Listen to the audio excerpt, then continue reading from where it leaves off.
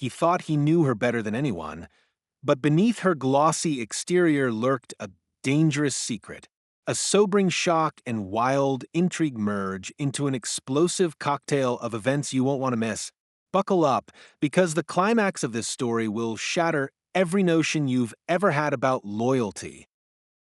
I'm Kevin Clark, and folks around town sometimes call me the Trash King, though I'd prefer they didn't. I own a chain of waste management companies across the state. It's not glamorous work, but it pays the bills, and I've done well enough to buy a nice home and support my wife, Rachel Hayes. Rachel is an attorney who kept her maiden name to appear independent. When we met, I fell for her sharp mind and ambition. I funded her law school tuition without hesitation, proud to see her excel in a demanding field. If you'd told me a year ago I'd end up questioning her loyalty or lying in a hospital bed accusing her of trying to kill me, I would have laughed. But success changed her. She went from bragging about our teamwork to acting like my industry was beneath her. The first sign was her reluctance to introduce me as her husband. Then, she'd skip wearing her wedding ring at firm events, claiming it was more professional that way. I tried not to take it personally, trusting her judgment. Suddenly, the late nights piled up, weekend shifts, off-site seminars, and phone calls she never explained. Each time I asked, she'd say I wouldn't understand because I dealt in garbage and she dealt in the law. It hurt more than I'd ever admit out loud. Over time, it got under my skin, and I started watching her closely. I'd catch her whispering into her phone or stepping outside to take suspicious calls, returning with a forced smile. Was I paranoid, or was there someone else? Finally, I'd had enough. I demanded answers. She shrugged me off, brushed my questions aside, and changed the subject. I couldn't stand living in the dark anymore. My gut told me she was hiding something, and if she was cheating, I knew I'd need solid proof. A normal divorce would mean she'd take half my companies, and that idea ate me up. I had poured my soul into my businesses, and I wasn't about to lose them over a betrayal. So, I resolved to collect whatever evidence I could and confront her once and for all. I also worried about my own pride. I'd grown up in a blue-collar family, scraping by and fighting for every opportunity. Now, I'd built a life that should have been the envy of anyone with my background. If Rachel was stepping out on me, it wasn't just a personal betrayal. It was an attack on everything I'd worked for. Despite my suspicions, I tried to keep life running smoothly. Business was booming, and I was on the verge of expanding into neighboring counties. But there was a dark cloud hanging over everything. My father passed away unexpectedly from a heart attack around that time. He was the one who taught me the value of hard work, hauling junk, and scrap metal to pay our bills when I was a kid. Losing him felt like someone yanked out the backbone of my world. Naturally, I looked to Rachel for comfort, hoping she'd stand by me like I once stood by her. But she remained distant, almost cold. It was as though my grief annoyed her more than it evoked empathy. One evening, about a week after the funeral, I came home late from the recycling plant and found Rachel in the living room, hunched over her laptop. She snapped it shut the second I walked in. My heart thumped in my chest, sensing that secrecy I'd seen in the past few months had only grown stronger. I wanted to tell her that I'd noticed her drifting away, and that losing Dad made me realize how precious our bond should be. Instead, I tiptoed around it, terrified that confronting her might spark an argument I wasn't emotionally prepared to handle yet. The next morning, we had a brief argument. No, a collision of words. I asked if she planned to come with me to Dad's memorial service out of state. She sighed, saying she had a critical briefing at work and couldn't reschedule. I stood there, stunned. This was my father's final farewell, and the woman I'd called my life partner didn't even blink at missing it. Part of me snapped. I accused her of being heartless, and she snapped right back, telling me I was wallowing in self-pity and refusing to understand the demands of her job. That was the first time I'd ever felt a deep, unshakable resentment toward her. From that point on, the tension in our house became unbearable. I'd walk in, and the silence would scream that something was horribly wrong. She treated me like a house guest she barely tolerated, and I retreated into my own headspace. I'd bury myself in the numbers at work, double-checking logs and expansions, fueling my worry that if she really was seeing someone else, I'd be left in the dust. Every now and then, I'd catch a sliver of guilt in her eyes, but she'd quickly mask it with that new, icy demeanor she wore like armor.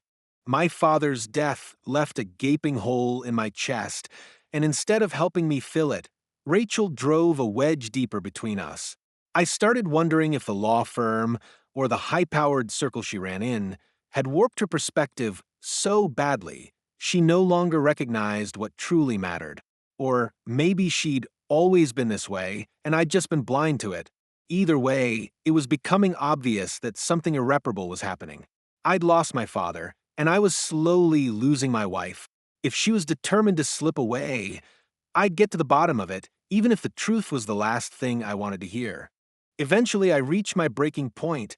Rachel's constant late nights, those whispered phone calls, and her perfect hair and makeup routine, even on supposed casual Fridays, all added up to a nagging certainty.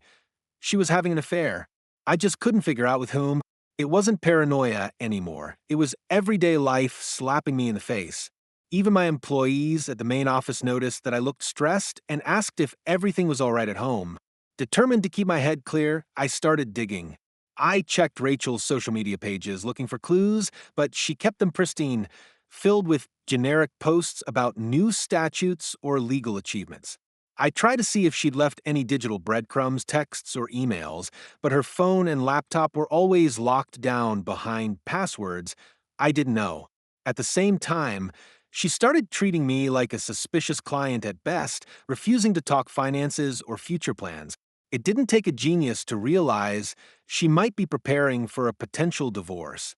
Yet, I couldn't just slap her with divorce papers first because I'd lose half my companies by default in a no-fault settlement. All I'd built would vanish into her new life's pocket. That's when an odd idea took root. What if I found undeniable proof that she was cheating, something so rock solid that I could leverage it to protect my assets and my future? I had to be cautious. I knew how cunning she could be, especially now that she'd spent years honing her skills in the courtroom. A few times I'd bring up a random name from her firm. So, how's that partner of yours, the one who always brags about his boat? Just to watch for a reaction. She'd barely flinch, but her eyes would flicker for a split second, a subtle tell I'd learned to spot.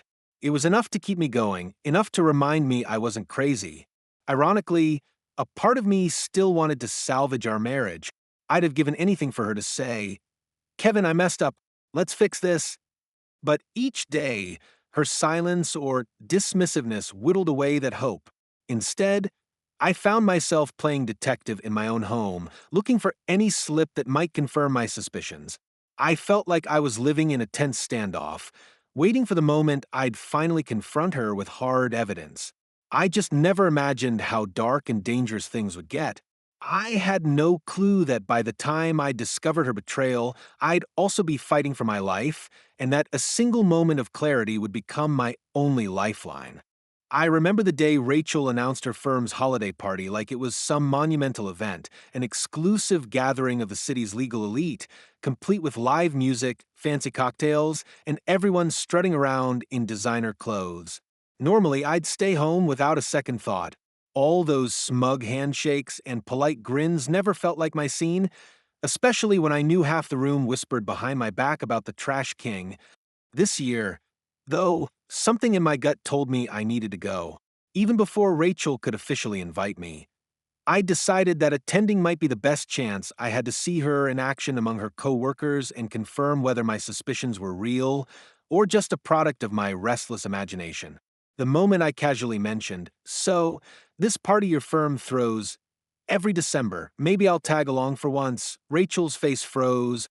She lowered her phone and gave me a tight smile, as if I'd just told her I planned to move a landfill into her pristine office building.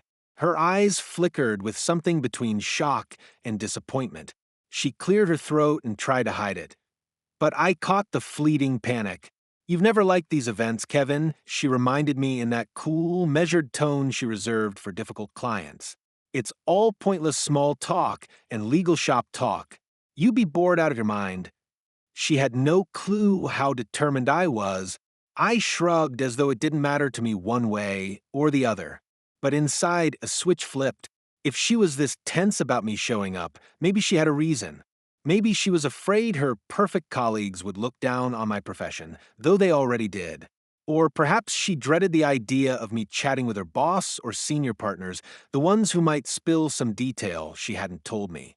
So I stayed firm, responding with an easy smile I'd practiced in the mirror 1,000 times during corporate meetings. I won't be a burden, Ratch.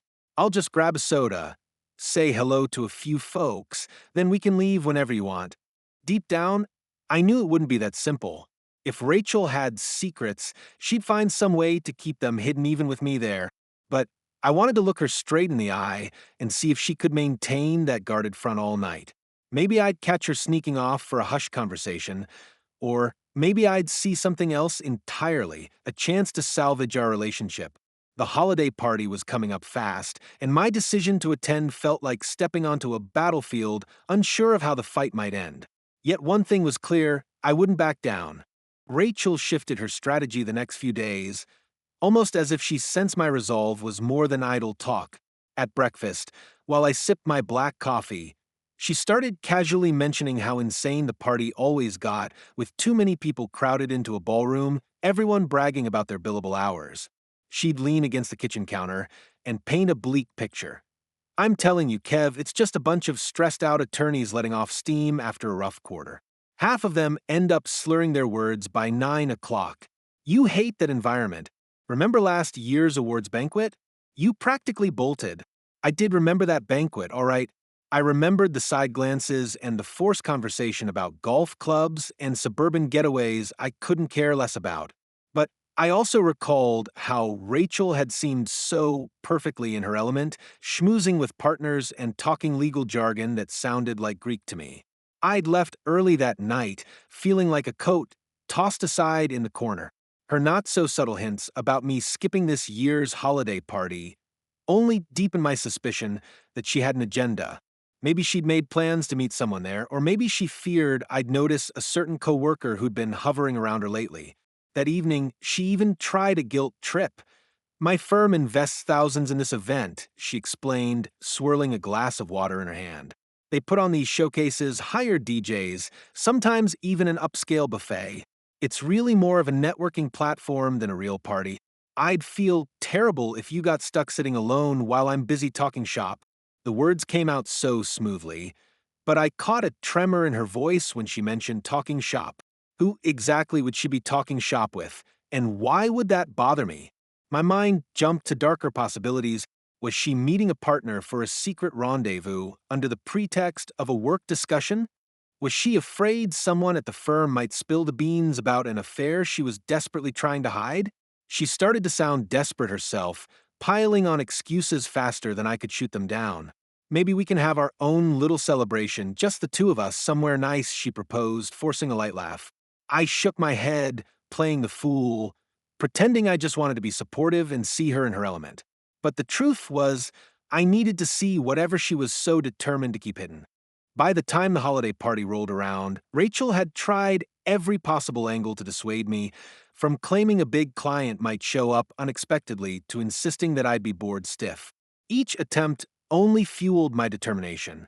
I dusted off one of my nicer suits, a tailored dark blue ensemble that didn't scream glamour, but made me look professional enough for any crowd, and practiced my polite, confident smile in the bathroom mirror before we left. I could tell she didn't appreciate my resolve. On the drive there, she barely said a word. The silence felt loaded.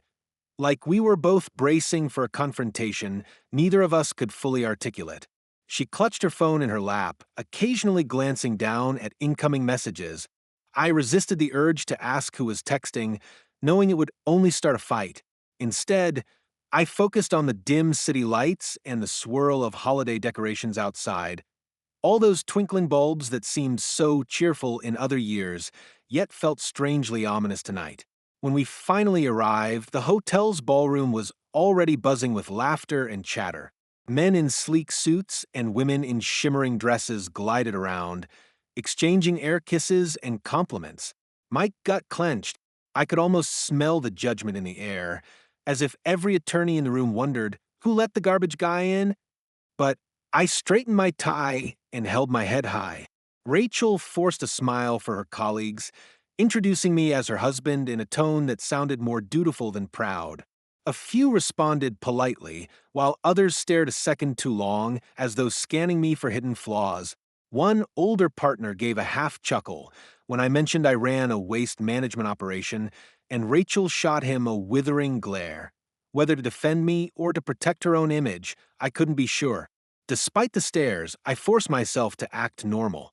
I got us a couple of drinks at the lavish bar, ignoring the smirks from a couple of associates who recognized me from a previous firm event. Meanwhile, Rachel drifted off to chat with a cluster of high-profile partners. Watching her from a distance, I saw how she leaned in with a practiced laugh, sipped her drink, and glanced at her phone whenever she thought no one was looking. She appeared anxious, not at all like the poised lawyer I knew. That tension in her posture, that flicker in her eyes, told me that something was definitely off. As the evening wore on, I made a silent vow. No matter how uncomfortable things got, I'd keep my eyes and ears open, determined to find the truth, whatever it might cost me.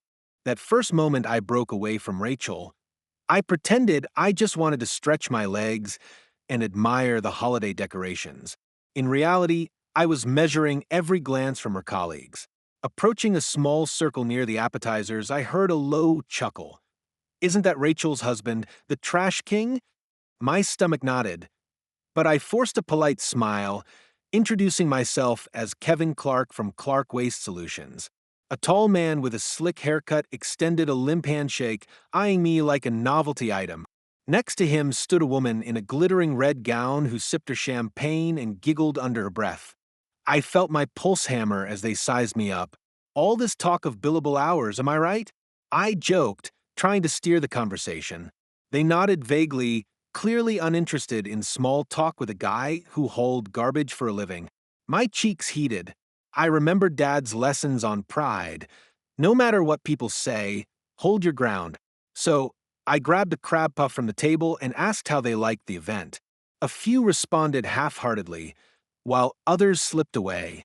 I caught a whisper of, "He's not used to real professionals." My fists tightened, but I refused to let them see me riled. Scanning the ballroom, I noticed Rachel across the room, engaged in lively conversation with two senior partners. Her shoulders looked tense, and she glanced over once, only to turn back quickly. Why was she so uneasy? I retreated to the bar, hoping a few minutes away from the sneers would help me refocus. A man I recognized from another firm gathering sidled up and smirked. Braving the circus again, huh? The word stung, but I shrugged and said I was here to enjoy the evening. Inside, I felt the sting of shame. Was I truly so laughable, or was there something else fueling their contempt? Rachel's behavior had given me plenty of reasons to worry, but seeing the ridicule firsthand drove home how out of place I was in her world.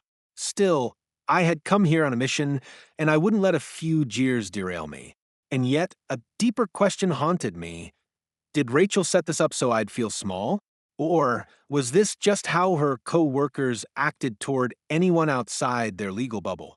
Either way, I sensed the party had only begun. Something more sinister waited beyond their mocking glances, and I braced myself for whatever revelation might tear my life apart. I wandered around the ballroom, pretending to admire the festive decor, while my senses stayed on high alert. The band struck up a jazzy holiday tune, and I noticed how the shifting lights danced across that sea of expensive suits and shimmering dresses. Every so often, someone would stop me with a forced, polite smile. "Kevin, right? You're Rachel's husband," as if they couldn't recall my name but definitely remembered my so-called Trash King title. I played along, nodding and making small talk while trying not to grit my teeth. My mind was elsewhere, on the quiet tension I'd seen in Rachel's eyes. Eventually, I caught sight of her in a far corner, chatting with a group of associates. She threw her head back in laughter at something a tall guy in a charcoal suit said, placing a hand lightly on his arm. My stomach churned. Was this the colleague I'd been imagining, the one who might be pulling her away from me? The intensity in his gaze made alarm bells ring in my head, but I forced myself not to jump to conclusions right away. Instead, I kept a safe distance, sipping my drink so nobody suspected how close I was to losing my composure. Suddenly, I heard my own name spoken across the room. Two women in matching velvet dresses were standing near a lavish dessert table whispering. One of them rolled her eyes and mouthed "Trash King," followed by a cruel laugh. Rage flared inside me, but I forced it down. Confronting them wouldn't get me the answers I needed. So I hung back, stepping behind a pillar where I could still watch Rachel. The tall man gestured for her to follow him toward a side hallway, and she glanced around nervously before going with him. My pulse spiked. Maybe this was it, an actual lead. I moved in their direction, attempting to appear casual by weaving between clusters of partygoers. The hallway was dimly lit, lined with framed photos of senior partners from decades past. I rounded a bend just in time to see Rachel and a tall man stepping behind a partially closed door. My heart hammered so loudly I wondered if other people could hear it. Was I about to witness something that would confirm my worst fears? Or was she simply getting cornered into a last-minute work crisis? Standing there, debating whether to barge in, I felt a pang of dread that my life was about to change forever. I crept closer to that partially open door, my breath so shallow I feared my chest would lock up. Through the crack, I spotted Rachel standing with a tall man, whose name I learned was Grant Miller, a rising star at the firm. She looked wary, as if she expected someone to walk in at any moment. Then Grant leaned in, speaking barely above a whisper. I couldn't make out every word, but phrases like "later tonight" and "make sure he doesn't interfere" tightened the knot in my gut. My instincts told me I needed a better vantage point. Slowly, I shifted to the opposite side, careful not to let my shoes click on the marble floor. I peeked through the door's hinges, pulling out my phone in a desperate bid to record audio or a short video. But the angle was wrong, and I didn't want to risk them hearing me. Then, as though by fate, Grant turned just enough that I could partially see his lips move. "Don't worry, he'll be out cold." A hot flush of panic surged through me. Were they scheming to drug me? That sounded insane, yet the fear took hold. Rachel whispered something about room 417 and a glass before Grant reached into his pocket, showing her a tiny vial. I couldn't believe my eyes. My mind raced back to everything I'd suspected. Her late nights, the secrecy, the tension about me attending this party. Now it seemed those worries were only the tip of a much darker plan. The horrifying realization struck me that they weren't just humiliating me behind my back, they were plotting something that could be life-threatening. In a split second, I thought of busting through that door and demanding they explain themselves. But if they had a plan this elaborate, I needed hard evidence. I couldn't just rely on outrage. Gathering my courage, I backed away quietly, determined to find a safer spot to observe or record them. My heart thundered in my chest, but I held on to one truth. If they intended to knock me out or worse, I had to stay one step ahead. This was no longer about my pride, this was about my survival. Leaving that hallway felt like escaping a crime scene I wasn't supposed to witness. My heart pounded so hard I half expected someone to pop out and confront me. But nobody did. Instead, I merged back into the crowd of partygoers, my mind spinning with the terrifying possibility that Rachel and Grant had conspired to slip something into my drink. The idea sounded so outlandish, like a plot ripped from a late-night TV drama, yet I couldn't shake the urgency of what I'd just overheard. Every nerve in my body screamed at me to get out of that ballroom before I ended up unconscious or worse. I searched for Rachel, determined to keep track of her. She was nowhere in sight. Trying not to panic, I moved briskly through clusters of laughing attorneys and their polished spouses, scanning every corner. Near the dance floor, I saw a swirl of bright holiday lights spinning across mirrored panels, giving the illusion that the entire room floated in motion. Finally, a glimpse of Rachel's midnight blue dress caught my eye. She was standing near the bar, chatting with a pair of older partners. From the tense way she gripped her glass, I guessed she was faking composure. I realized I needed a plan, and I needed it fast. If they intended to knock me out, I had to ensure I didn't swallow another sip of anything they handed me. So, I made a show of coughing, as if I'd already had a bit too much to drink, and waved off a server who was passing out fresh cocktails. Still, I couldn't just bolt without a cover story.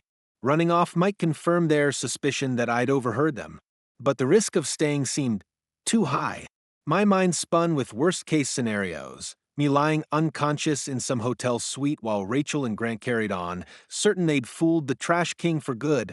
Just then, Rachel spotted me across the room. She raised an eyebrow, part confusion, part annoyance, like she was wondering why I looked so rattled. Drawing on every scrap of self-control, I forced a casual smile and drifted closer. "Everything okay?" she asked, sounding almost genuine for once. I nodded, lying through my teeth, and quickly checked her glass. I couldn't see any sign of tampering, but that didn't mean a thing. One slip, one wrong move, and I'd be in too deep. Behind her, I caught a glimpse of Grant weaving through the crowd, heading in our direction with an unmistakable confidence. If I didn't act soon, I might not get another chance to escape. Without warning, the band shifted to a slow song, and Rachel offered me her hand like we were a blissfully devoted couple. I hesitated but realized that refusing might draw suspicion.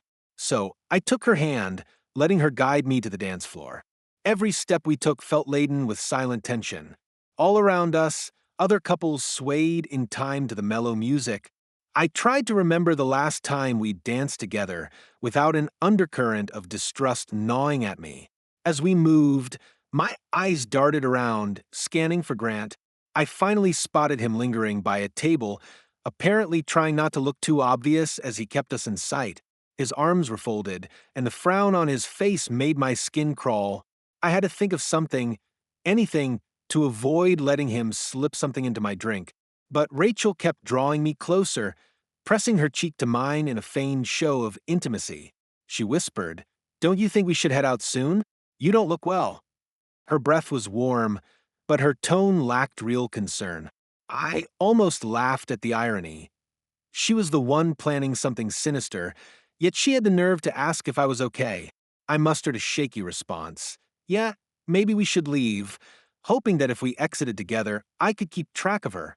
The music pulsed through my ears, and I felt the crush of bodies around us. My head spun with the knowledge of that small vial I'd seen Grant show her. I pictured them waiting for the perfect moment, maybe back at our car or at home, to slip that lethal stuff into my drink. The fear made it hard to focus on the steps of the dance.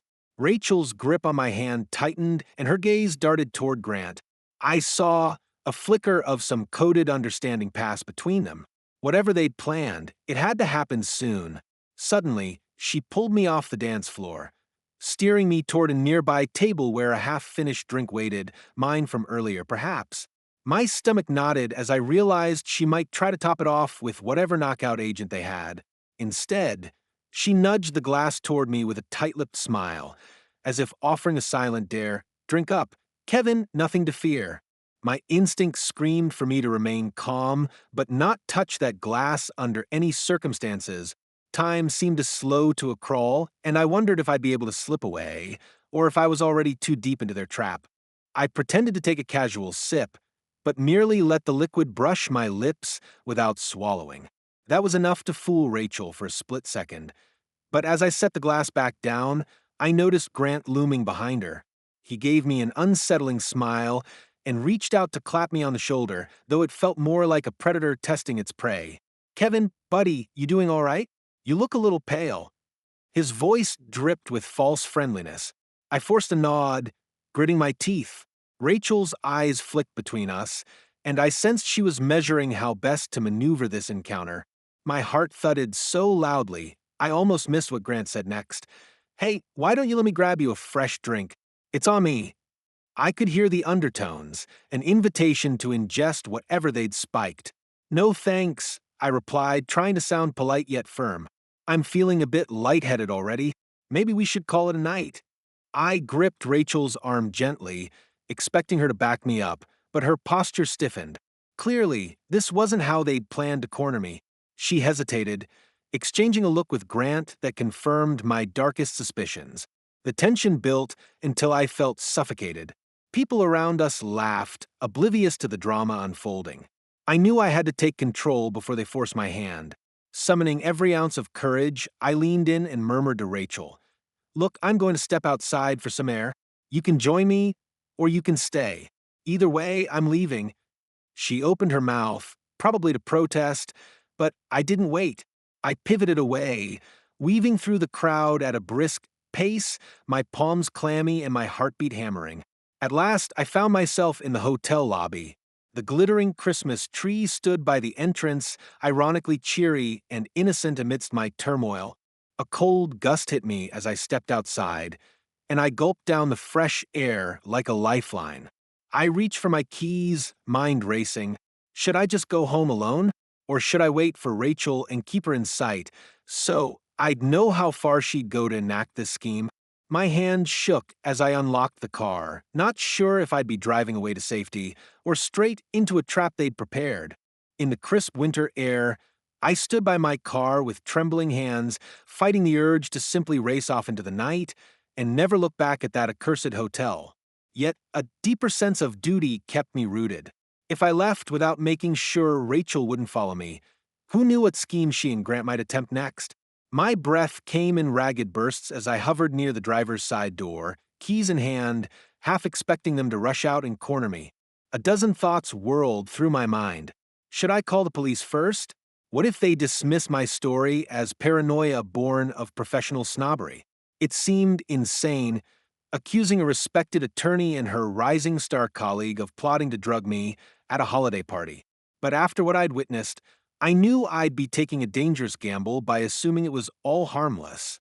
Before I could decide, the hotel's revolving door spun open. Rachel stepped out alone, her arms wrapped around herself as though she were bracing for a confrontation. She approached slowly, her expression taut with worry or frustration, maybe both. "Kevin," she said in a voice that tried to sound tender, "you really don't look well. Come back inside and sit down. Please." Her eyes darted around, as if checking whether Grant was lurking in the shadows. I let out a shaky sigh. "I think I'd rather be anywhere but here," I replied, gripping my car key so tightly it hurt. My mind flashed back to the vow I'd made upon overhearing their plan. No matter how scared I was, I couldn't let them catch me off guard. She took another step closer, then paused as if weighing her options. "You're acting paranoid," she said softly, head tilting in a practiced display of concern. "Is this about my co-workers teasing you?" "It's just talk, Kevin. They don't mean any harm." Every word rang hollow. I held her gaze, struggling not to burst with anger. Did she really think I was clueless? Or was she just biding time until Grant emerged to complete their twisted plot? My phone buzzed in my pocket, startling me. The screen showed a text from my head of security at Clark Waste Solutions, asking about an urgent billing issue. Normally, I'd have jumped to fix it, but tonight I had bigger problems. With a deep breath, I turned my attention back to Rachel. If she was trying to reassure me, it wasn't working. We were locked in a standoff, each second brimming with the unspoken question. Would I trust her enough to step back inside and let them finish what they'd started? I inhaled the cold air, feeling it burn my lungs as I tried to keep calm. "Rachel," I said, voice tight, "we both know there's more to this than teasing or some petty law firm gossip." Her lips parted in a quick intake of breath, and a flicker of fear crossed her face. She tried to mask it, but I caught it, just like I'd caught so many subtle hints of deceit in the weeks before. For a moment, neither of us spoke. The hush of the empty lot pressed in, punctuated only by distant traffic sounds. She pressed her hand against the car's roof, as though to steady herself, eyes darting toward the lobby door. "Kevin," she said quietly, "I don't know what you think you saw or heard, but you're jumping to the worst conclusions." She swallowed hard, that false empathy creeping back into her tone. "Why would I ever want to hurt you? You paid for my education, invested in my future. It doesn't make sense." I forced a bitter laugh. "Doesn't it? Lately, you've seemed embarrassed by me and my so-called trash empire. And from where I'm standing, you and Grant were having quite the private chat back there. Next thing I know, you're offering me a drink and he insisted I take. Come on, Rachel. Don't treat me like I'm stupid." She flinched and her knuckles whitened against the car. "I'm not. Her words trailed off, replaced by a resigned sigh. Then came a flicker of something close to desperation in her eyes. You don't realize what kind of pressure I'm under at the firm. Grant's been pushing me to help him land a huge case, and if I fail, my career might be on the line. My pulse hammered with anger, yet I let her talk, trying to glean whether her explanation held any truth. From the start, I'd suspected an affair or some twisted financial scheme, but the notion of them plotting to drug me, possibly to blackmail me or to claim my assets, none of it aligned with the Rachel I once knew. Still, the raw intensity of her gaze made me doubt my own convictions for a heartbeat. Could she truly be innocent? Or was this another gambit from a skilled attorney used to manipulating juries? Glancing back at the hotel entrance, I half expected Grant to burst outside, glass in hand, ready to finish what they'd started. Instead, the door remained shut and the swirling neon reflections from inside illuminated the tension on Rachel's face. My mind reeled with questions. But one rose above them all. Was her plea genuine or a last-ditch effort to coax me into letting my guard down? Every instinct in me screamed that I needed to escape. Yet I hesitated. The Rachel standing before me wasn't the confident attorney I'd grown to resent these past months. She looked almost fragile, as though one wrong word might shatter her composure. Despite everything I'd uncovered, despite my suspicions that she and Grant wanted me unconscious for reasons I could only guess, a part of me still recalled the woman I first fell for, fiercely driven but with a warmth she didn't show many people. Could that person still exist underneath all these lies? I tightened my grip on my key fob, scanning the driveway for any sign of Grant. My truck was parked not far away, but the idea of leaving Rachel alone gnawed at me. Was I truly ready to abandon her to her own dangerous devices? Or was staying simply putting my life at risk? The wind gusted again, carrying a sudden flurry of snowflakes that glittered beneath the streetlights. Her voice broke through the swirl of thoughts. "Kevin," she said, stepping closer, "we can go somewhere safe and talk, just the two of us. No one else around. I need you to trust me." The irony of those words cut deep. She'd been hiding secrets for months, so how could she expect trust now? And yet, her plea had an urgency that felt heartbreakingly real. A swirl of conflicting emotions tore me apart. If this was all some grand manipulation, then I was walking straight into the lion's den by taking her anywhere private. But if she was truly frightened, perhaps forced into something she'd never intended, maybe I owed her a chance to explain. I glanced at the phone in my hand, the police station's number only a few taps away. My mind flashed to the possibility of showing an officer the vague evidence I had. Muffled words, suspicious glances, hints of a spiked drink. Would it be enough to convince them that two high-powered lawyers were conspiring to harm me? The doubt chewed at me. Silence stretched between us, thicker than the snowfall. My heart pounded. If I left her here, she might vanish with Grant, covering their tracks. If I stayed, I risked becoming their victim. Yet in that moment, I took a shaky breath and made a decision, one that might well decide my fate. I stepped aside and motioned toward the passenger seat of my truck. "Fine," I said, voice rough, "but understand this. If you try anything, I'm done giving second chances." She swallowed hard and nodded, slipping into the seat. My gut churned with apprehension as I rounded the hood and slid behind the wheel, uncertain if I'd just saved myself or sealed my doom. I drove us away from the hotel, with a knot of tension pulling tight across my shoulders.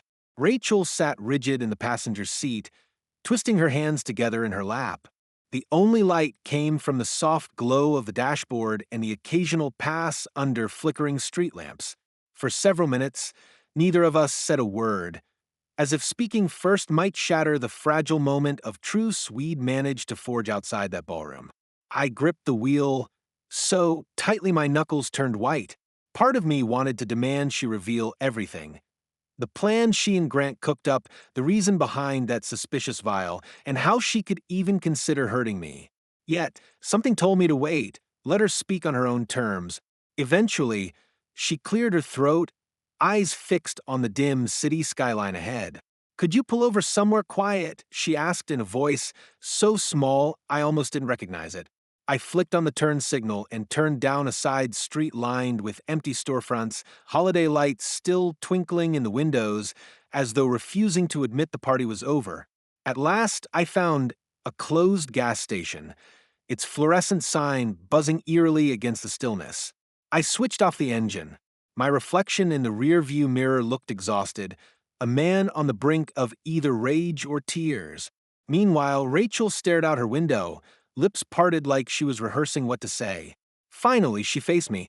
"Kevin, I never meant for this to happen," she began, swallowing hard. "You have to believe me." My mind raced. What exactly did she mean by this? Did she regret plotting to drug me? Or was she apologizing for something else entirely? I stayed quiet, letting her fill the silence. Her eyes brimmed with a remorse I couldn't immediately trust. "Grant approached me a few months ago," she continued, voice trembling. "He claimed I owed him for helping me secure the promotion. He said if I wanted to keep advancing, I needed to cooperate with him." I felt a surge of anger. If that was her excuse, it explained almost nothing about the spiked drink. "Cooperate how?" I asked, my tone sharper than intended. She flinched but pressed on. "He discovered that your companies were about to sign a lucrative disposal contract with the city, worth millions, right? He wanted leverage, maybe a way to corner you or force you to sign over part of the business. I don't know all the details. I only know he hinted that if I didn't help, my career would be destroyed." I stared, slack-jawed, trying to piece together this twisted puzzle. Leverage, blackmail, these things belonged in crime dramas, not my life.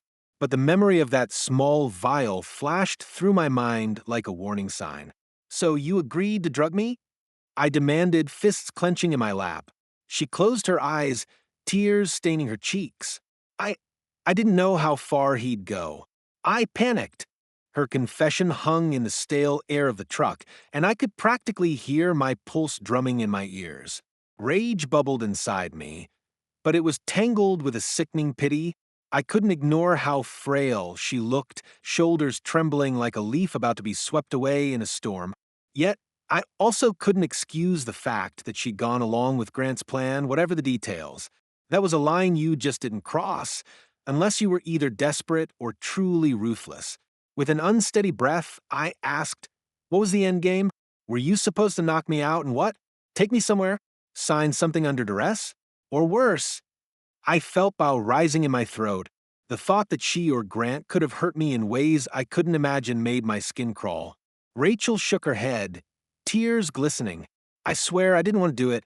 I tried to argue with him, told him it was too dangerous, but he said if I didn't follow through, he'd sabotage me at the firm. I'd lose everything." My gut churned at her words.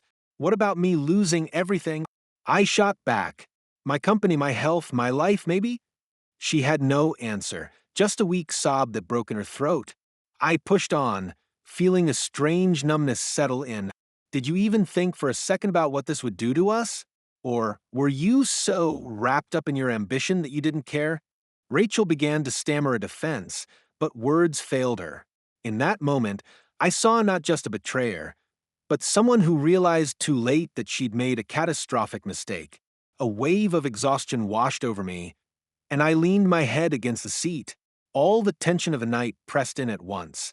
My near brush with being drugged, the cruel laughter from her colleagues, the heartache of discovering that the woman I'd loved for years was complicit in a scheme that could have ended my life. Silence wrapped around us like a heavy fog. Finally, she spoke, voice cracking. "I wanted to tell you, but I was afraid. Grant's got connections. He can spin any story, and my word against his." She trailed off. I knew too well how cutthroat the legal world could be. If Grant had allies in the firm, Rachel might have felt trapped. Still, none of that excused the lines she'd willingly crossed. Outside the truck, a gust of wind rattled a rusted sign over the gas station's pumps. Even the night felt uneasy, as if it, too, recoiled from our grim conversation. I thought about my father's memory, how he'd taught me that honesty and hard work always beat cunning schemes. Would he have seen my staying here as compassion or weakness? I closed my eyes, torn between wanting to scream at Rachel for her betrayal and wanting to believe she could be saved from this dark path. I let out a shuddering breath and stared at the frost gathering along the edges of the windshield. Rachel, I began, my voice low. I can't just forget that you went along with such a plan, even if you were scared or pressured. She nodded, tears falling freely now, but she didn't interrupt. But if there's any chance you're telling me the whole truth, we need to figure out a way to stop Grant. He can't get away with this, and I sure as hell won't pretend like nothing happened. She wiped her cheeks, fumbling for a tissue in her purse. I'm sorry, she whispered. I know I can't erase what I almost did to you. I'll do whatever it takes to make it right. Just please believe me when I say I never wanted to hurt you. Her voice quivered, hovering between regret and lingering fear. My stomach clenched. Part of me still wanted to hurl accusations at her. How she let greed or ambition drive her to the brink of poisoning her own husband. But time was running, and Grant was likely at that hotel, searching for us. For all I knew, he might already be marshaling resources to cover his tracks, or worse, come after me in a different way. I realized we needed a plan, something more than just my word against his. I turned the key, and the engine rumbled back to life. We're going somewhere safe, I announced, scanning the mirrors. Someplace he wouldn't immediately guess. Tomorrow morning I'm calling my lawyer, and you'll tell them everything. If Grant's got skeletons in his closet, we'll dig them up. Understand? Rachel exhaled slowly. Yes, she croaked, hands shaking as she clutched her purse. Outside, the snow had intensified, swirling around in a mesmerizing dance that offered a brief respite from the storm inside this truck. I shifted into drive, glancing at the side mirror. My phone buzzed again, a text from an unknown number, ironically timed. A single line read, I hope you know what you're doing. My blood ran cold. It could be anyone, an associate of Grant's, or maybe Grant himself using a burner phone. A warning or a threat. The possibilities made my grip tighten on the wheel. As I eased the truck back onto the road, Rachel looked at me with haunted eyes, as if silently asking if we could truly outrun the forces she'd set in motion. I gave a small shake of my head. I honestly didn't know. All I knew was that I'd fight like hell to protect my life, my company, and whatever fragile piece of my marriage might still be salvageable, if such a thing was even possible anymore. I ended up driving us across town to a small roadside motel, the kind that sits off the main highway with a flickering neon sign advertising vacancy. It was nearly midnight, and the snow had intensified, blanketing the world in a hush that felt unreal after the tension of that holiday party. Rachel stayed silent most of the ride, except for an occasional sniffle as she tried to compose herself. My mind spun with everything she'd confessed, how Grant coerced her, the implied blackmail, the near poisoning. Yet in the back of my head, I couldn't shake the fear that maybe she was still keeping secrets. Pulling into the motel's cracked parking lot, I scanned the area for anything suspicious. No sleek cars with tinted windows, no shadowy figures lurking behind dumpsters. Still, my heart pounded as if any moment Grant or someone he'd hired would jump out with some new threat.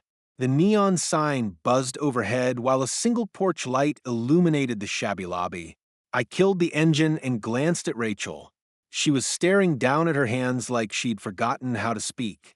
Stay close, I said gruffly, though part of me wasn't sure if I wanted her near or far. Together, we stepped into the office, where a bored-looking clerk sat behind bulletproof glass.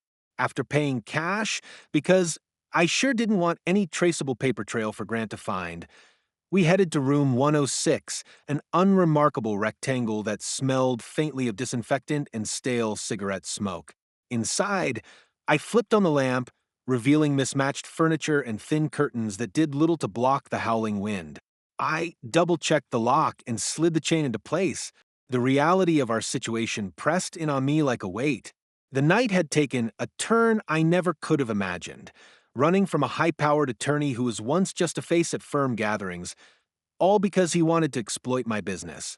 More horrifying still, my own wife had nearly been complicit in that. Rachel sank onto the edge of the bed, hugging herself. For a moment, I wrestled with pity and anger. I didn't want to comfort her, but seeing her trembling reminded me of the better days we once shared. We have to call my lawyer first thing, I said, and maybe the police too. She nodded faintly, eyes downcast. A flicker of lightning outside illuminated the threadbare curtains, thunder rumbling in the distance. That storm, I realized, wasn't just literal, it mirrored the chaos of my life at this moment. My phone chimed again. Wincing, I checked the screen. Another text from the unknown number. You can run, but that won't fix things. My stomach twisted. Clearly, Grant had no intention of letting this slide. I showed Rachel the phone and she paled. We need more than a motel room to protect ourselves, she whispered, voice trembling. We need proof. I recalled her mention of a potential trail that might incriminate Grant. If he'd forced her to sign documents or exchange certain files, there could be traces. Maybe that was the key to turning the tables on him. But time was short and Grant was cunning. I turned off the lights, except for the bathroom's dim glow. We'll figure it out, I muttered, though I wasn't sure who I was trying to convince, Rachel or myself. After a restless hour of pacing the worn carpet, I decided I couldn't just sit and wait for morning. My nerves were shot, and every gust of wind outside made me jump. Rachel hovered in the far corner, occasionally checking her phone with a haunted expression, as if expecting Grant to materialize at our door. On some level, I suspected she dreaded his messages more than I did. She knew how ruthless he could be when crossed. I tossed aside the thin motel blanket and sat on the edge of the battered dresser, facing her. Start from the top, I demanded softly. Tell me everything about Grant, every deal you made, every threat he leveled. I don't care how bad it sounds. We need the full truth. She wiped her eyes and nodded. It began when I made junior partner, she confessed, voice shaking. Grant congratulated me privately and hinted that he'd greased the wheels. At first, I thought he was just boasting. But then he started asking for favors, small ones like letting him peek at my case notes or rewriting briefs so he looked better. I didn't realize how deep it would go until he found out you'd secured that city contract. My stomach churned. That contract was a major deal for Clark Waste Solutions, guaranteeing us a steady income stream for years. He wanted to force me to sign over some of it? I asked. Rachel nodded, her gaze flicking to the door. He said if he had enough leverage, like a compromising photo of you or proof you'd done something unethical, he could corner you into a private agreement. I didn't know it would escalate to drugging you. I swear, Kevin, I tried to back out. The motel lamp flickered as a gust of wind rattled the windows. Her words resonated with a hollow ache in my chest. If she'd truly wanted to back out, she should have told me sooner. Still, I needed more than an admission of regret. Grant's probably worried we'll expose him, I said grimly. Which means we're both targets now. Rachel opened her phone, scrolling through emails with shaky fingers. He made me sign a few NDAs, she murmured. I might have copies somewhere in my personal files. If we can show the police or a judge how manipulative he's been, maybe we can prove he coerced me. Outside, thunder growled again, and I stood to draw the curtains tight. Listen, I said, forcing my voice into something steady, I'll call my lawyer at dawn and get him up to speed.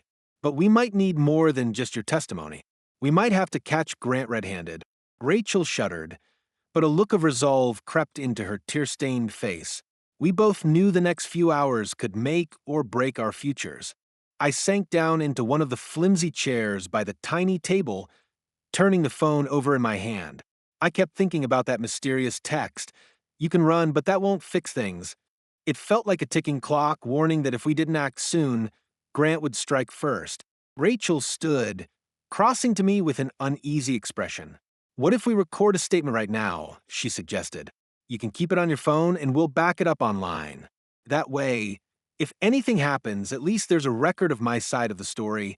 It was a decent plan, one that might give us a little leverage. I nodded, opening the voice recorder. Rachel cleared her throat, running her fingers through her tangled hair. Her face looked worn in the dim overhead light, like someone 10 years older than she was. I, Rachel Hayes Clark, she began, her voice trembling, do swear that I participated in a plan initiated by Grant Miller to coerce my husband, Kevin Clark, into signing over part of his waste management contract. This plan included an attempt to drug him. She faltered, tears glistening again. "I'm so sorry, Kevin," she whispered. My throat felt tight, but I forced myself to stay composed.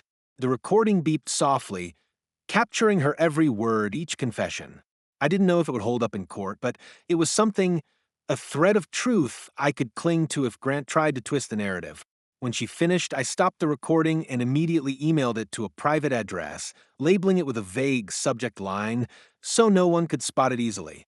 Rachel watched me the whole time, a tired sadness in her eyes. "I can't take back what I did," she said softly. "I know that, but I want to make this right however I can." I wanted to tell her that there might be no repairing what was broken, that even if we survived Grant's schemes, the trust between us was shattered.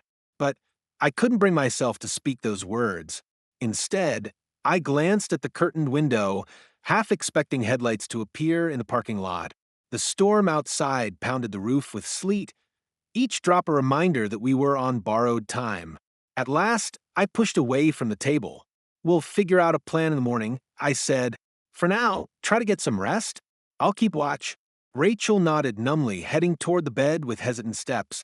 As I stood there in the weak glow of the motel lamp, I realized I had no idea if we'd ever return to our old life again, nor if I even wanted to. All I knew was that we'd taken one small step against Grant, and it felt like the calm before a storm that could change everything forever. I woke before dawn, stiff from dozing off in the armchair near the motel door. The heater rattled in the corner, half-heartedly battling the cold that pressed against the windows. Outside, the storm had settled into a steady whisper of wind, leaving a thin layer of frost across the parking lot. My eyes burned from lack of sleep, but there was no time to dwell on fatigue. I grabbed my phone and checked messages, no new threats at least. Rachel still lay on the bed, curled up in the blankets, stirring only when I cleared my throat to see if she was awake. She blinked slowly, taking in the dismal surroundings. "Morning," she mumbled, voice hoarse. I nodded and tried to find a polite greeting on my lips, but couldn't muster more than a curt grunt. The memory of her confession, her near involvement in a plan to drug me, still cut deep. If not for that shaky alliance we'd forged against Grant, I'd probably have left her behind already. But I needed her testimony, and she, terrified of his power, needed my protection. A twisted bond, if there ever was one. I stood and rubbed my temples. "We have to make some calls," I said. "I'll call Rob Jacobs, my lawyer, and see if he can meet us somewhere discreet. You mentioned you have some files or email threads that might implicate Grant." Rachel nodded, reaching for her phone and scrolling with trembling fingers. Her face paled when she realized how many missed calls she had, all from unknown numbers. "He's not letting up," she whispered. "Then we don't let up either," I replied, trying to channel a confidence I didn't feel. A swirl of conflicting emotions churned in my gut. Anger at Rachel, fear of Grant, and a stubborn resolve to expose the truth. If Grant wanted leverage, I'd show him that it wouldn't come without a fight. Rachel perched on the edge of the bed, shoulders hunched as if bracing for another storm. "If Rob is willing to take my statement, we should do it soon," she said quietly. "Grant has a way of covering his tracks." A note of raw dread tinged her voice. It struck me that for all her ambition, she was still terrified of the man who pulled her strings. I stepped into the bathroom and ran cold water over my face, catching my reflection in the speckled mirror. The man staring back looked older than I remembered, eyes shadowed by betrayal and uncertainty. Somewhere in the distance, the wind rattled the motel's loose siding.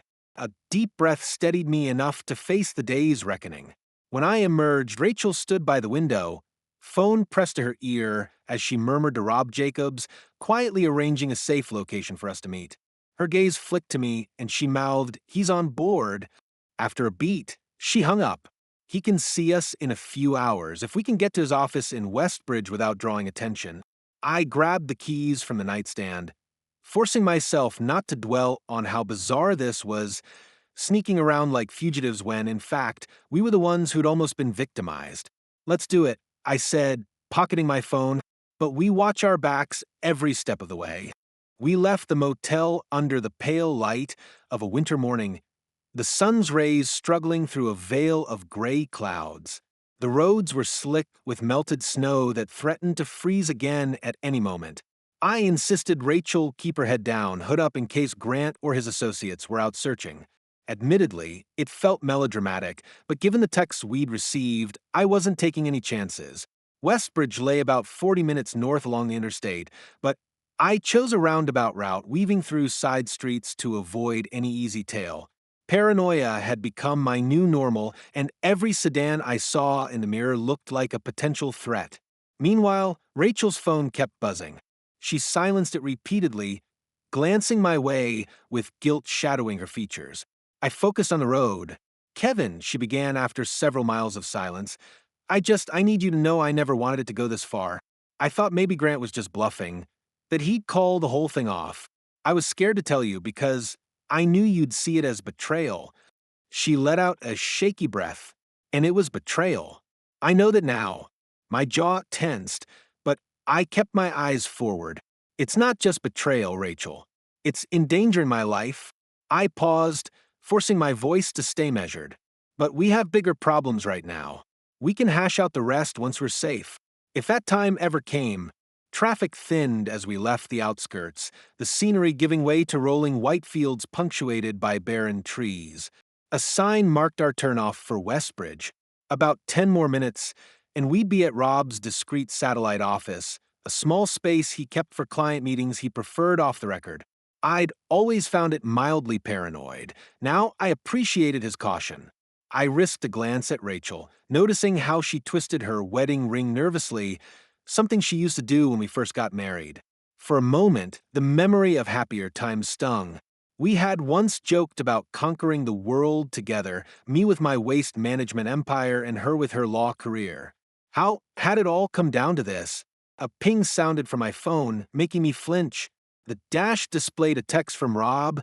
Park in the back lot, come through the side door. I exhaled, relieved. At least he was prepared for secrecy. Almost there, I murmured, turning off onto a quiet lane lined with tired-looking office buildings. Each building had a small plaque near the door. Rob's Reed, Jacobs and Associates. I pulled around to the rear as instructed. The lot was deserted except for a single black sedan. A chill crawled on my spine. We got out, scanning our surroundings. No sign of anyone lurking. My heart thundered as I placed a hand on Rachel's shoulder, ushering her toward the side entrance. With luck, we'd unravel Grant's hold on our lives, or at least set in motion a plan to do so. If not, the alternative, the one where he outmaneuvered us, was too grim to contemplate. The hallway leading to Rob's private office felt sterile. Drab carpeting, neutral walls, a faint buzz from fluorescent lights overhead. My pulse pounded as I knocked on an unmarked door. It clicked open to reveal Rob Jacobs, a short man with thinning hair and a skeptical squint. He waved us in hurriedly, his voice low. "Kev, get inside, quick." We crossed the threshold, and he slammed the door, twisting multiple locks. The office was small, dominated by a wooden desk piled with manila folders. A single lamp illuminated the space, lending the room a clandestine air. "So," Rob said, running a hand over his scalp, "want to tell me why you too are dodging around like you're in a spy movie?" I glanced at Rachel. Her face was pale, but she managed a nod. Together, we recounted the events. Grant's blackmail, the near-poisoning the texts. Rob's expression turned grim, and he scribbled notes on a yellow legal pad. Occasionally, he'd fire off a question. "When exactly did the threat start? Or do you have any physical proof of tampering with your drink?" Each inquiry hammered home how precarious our case was. Rachel handed him her phone, pointing out the calls from unknown numbers, the string of menacing messages. Then I pulled out my own phone to show him the cryptic texts. Rob's mouth tightened. "Grant's definitely crossed the line," he muttered, scanning the evidence. "And if we can link him to an actual conspiracy to commit harm, that's criminal territory. But we'll need more than just your word. Do you have any recordings?" At that, Rachel's eyes flicked to me, and I nodded, opening my voice recorder. "We made a statement last night," I said, handing it over. Rob played it, listening intently. When Rachel's shaky confession of Grant's plan and her role in it ended, he let out a long sigh. "This is a start," he admitted, "though a defense attorney might argue you're just scapegoating him. The question is, can we corroborate it somehow?" We exchanged glances, a heavy silence descending. Finally, Rachel spoke, voice trembling with an unfamiliar resolve. He asked me to meet him tonight.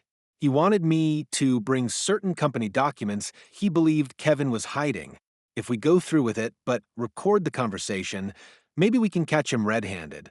My stomach twisted in knots. Another face-to-face with a man who nearly ended my life? Rob pinched the bridge of his nose.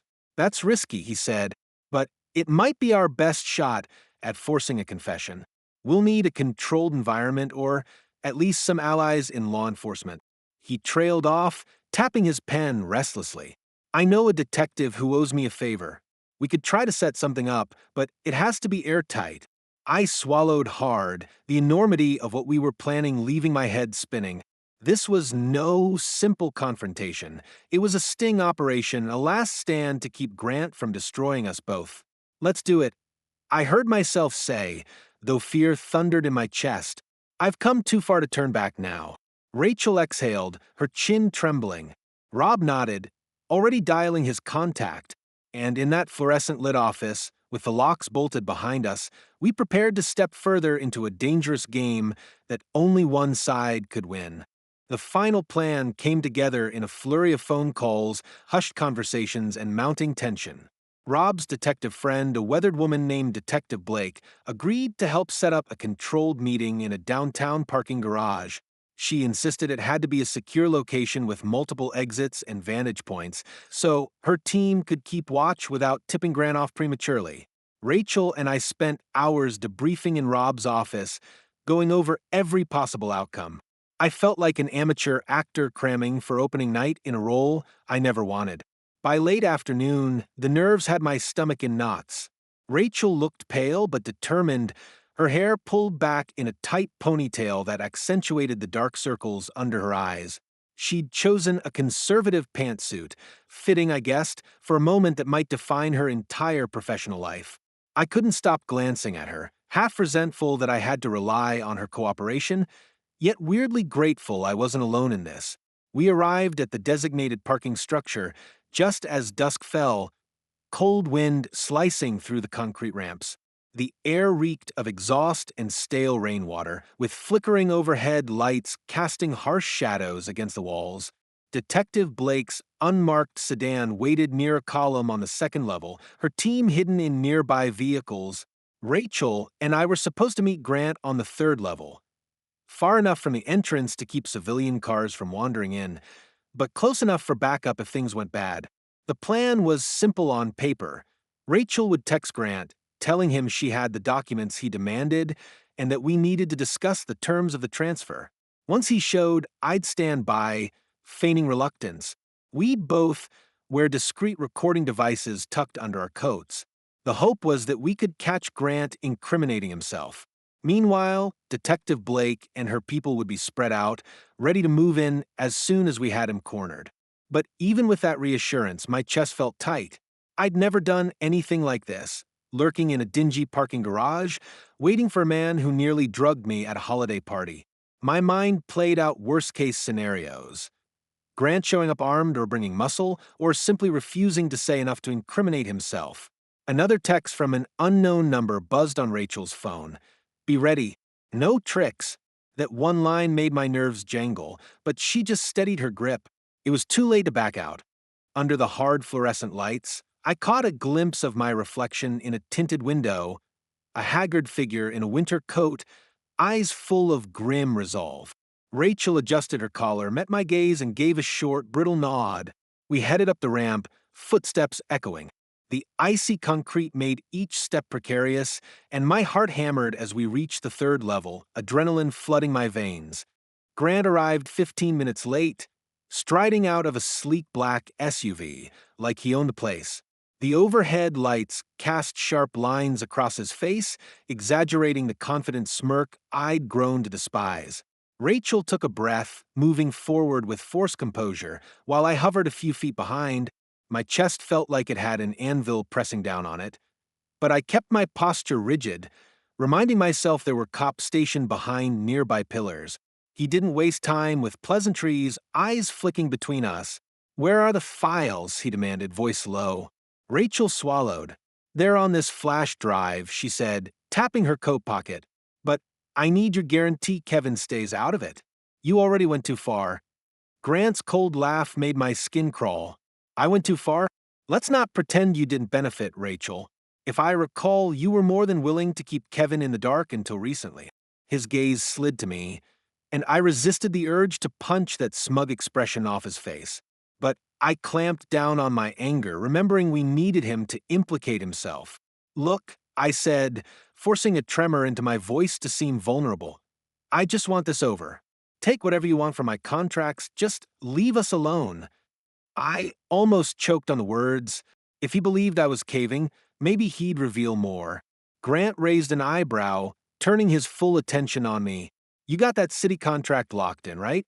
I want half the profits. Permanently. Otherwise, I'll expose your wife's involvement. And trust me, the press will have a field day with your precious Trash King brand."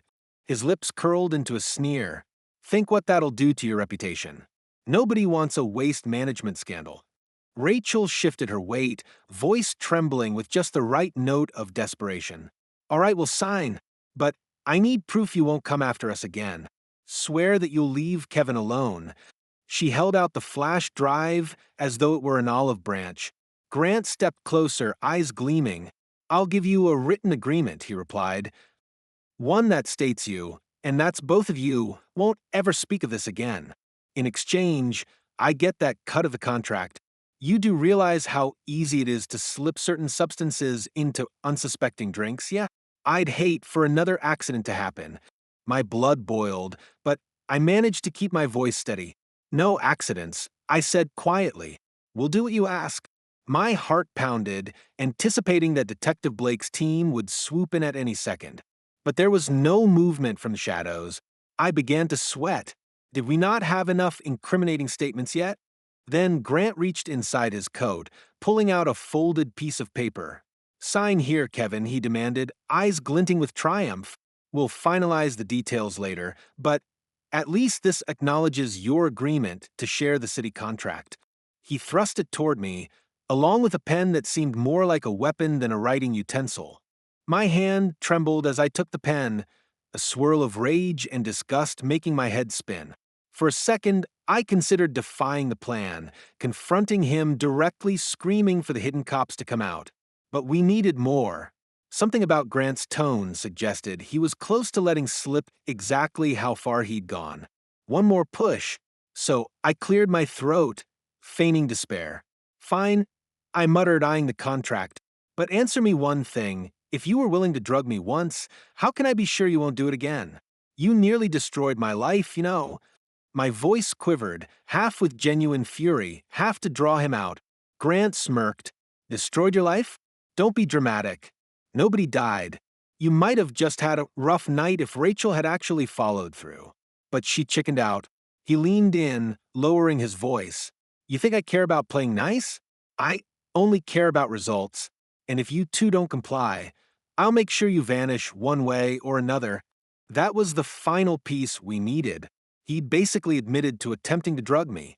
My gaze flicked to Rachel, who gave a subtle nod of confirmation. Any second now, the cavalry would. Suddenly, headlights beamed across the concrete and a door slammed. Two men emerged from a silver sedan, guns drawn. For a split second, I thought it was Detective Blake's team moving in. But no, these weren't cops. They were muscle-bound enforcers, eyes cold and jaws set. My heart lurched. Had Grant brought backup we didn't know about?